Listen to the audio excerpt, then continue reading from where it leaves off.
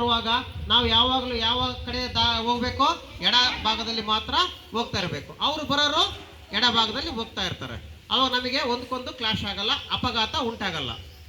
ನಾವು ಹೋಗ್ತೀವಿ, ನಮಗೆ ನೇರವಾಗಿ ಎದುರಿಗೆ ಬಂದ್ರೆ ಏನಾಗ್ತತಿ, ಅಪಘಾತ ಉಂಟಾಗ್ತತಿ. ಇತ್ತೀಚಿನ ದಿನಗಳಲ್ಲಿ ರಸ್ತೆ ಅಪಘಾತಗಳು ಜಾಸ್ತಿ ಕಾಣ್ತಾ ಇದಾವೆ. 2 ವೀಲರ್ನಲ್ಲಿ ನೋಡ್ತಾ ಇದೀವಿ, 4 ವೀಲರ್ನಲ್ಲಿ ನೋಡ್ತಾ ಇದೀವಿ. ಕಾರು ಬಸ್ಸುಗಳು ಆಕ್ಸಿಡೆಂಟ್ ಆಯ್ತು ದಿನ ಬೆಳಗಾದ್ರೂ ನಾವು ಅಪಘಾತ ಉಂಟಾ ಇದಾವೆ ಅಂತಂದೇಳಿ ನೋಡ್ತಾ ಇದೀವಿ.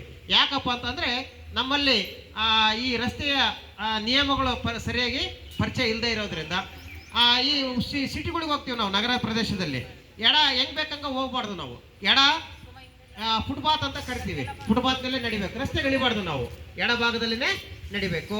ಆಮೇಲೆ ಅಲ್ಲಿ ಜೀಬ್ರಾ ಕ್ರಾಸಿಂಗ್ ಅಂತಂದೇಳಿ ಇರ್ತೈತಿ. ಜೀಬ್ರಾ ಕ್ರಾಸ್ನಲ್ಲಿ ಅಂದ್ರೆ ಅಡ್ಡಪಟ್ಟಿಗಳು ಹಾಕಿರ್ತಾರೆ ನೋಡ್ರಿ, ಬಿಳಿ ಪಟ್ಟಿಗಳು, ಅಲ್ಲಿ ನಿಂತ್ಕೊಳ್ಬೇಕು.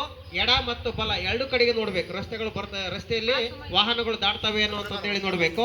ನೋಡಿ ನಾವೇನ್ ಮಾಡ್ಬೇಕು, ನಿಧಾನವಾಗಿ ಚಲಿಸ್ಬೇಕು. ಆಮೇಲೆ ಅಲ್ಲಿ ದೀಪಗಳು ಬೆಳಗ್ತವೆ ಸಿಟಿಗಳಿಗೆ ಹೋದಾಗ, ಕೆಂಪು, ಹಳದಿ, ಹಸಿರು. ಕೆಂಪು ಬಂದ ತಕ್ಷಣ ಏನ್ ಮಾಡ್ಬೇಕು, ನಾವು ವೆಹಿಕಲ್ನರು ನಿಂದಿರಿಸ್ಬೇಕು. ಹಳದಿ ಬಂದ ತಕ್ಷಣ ಏನ್ ಮಾಡ್ಬೇಕು, ಸಿದ್ಧರಾಗಿ ರೆಡಿ ಆಗ್ಬೇಕು. ಹಸಿರು ಬಂದ ತಕ್ಷಣ ಏನ ಮಾಡ್ಬೇಕು, ಹೋಗ್ತಾ ಇರ್ಬೇಕು.